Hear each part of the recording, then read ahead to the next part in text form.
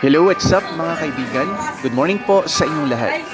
Noong Biyernes ng umaga, bago po kami nagklase sa Shakespeare Room, ay naglinis po kami sa aming garden.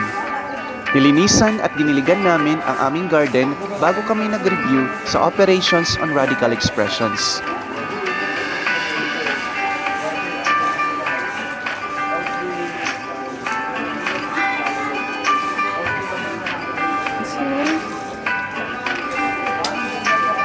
Kasama ko po dito ang masisipag na grade 9 Shakespeare students sa pagdidilig at paglilinis sa aming garden.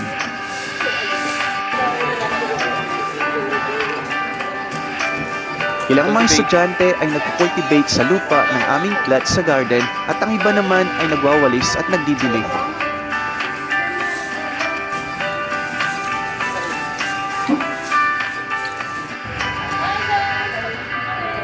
Oh, very good. Oh, lahat na yan, Sander.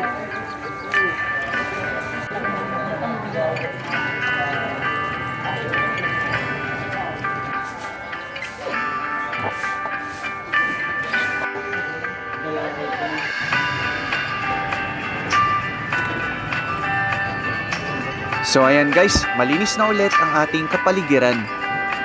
Maraming salamat sa lahat ng ating mga viewers.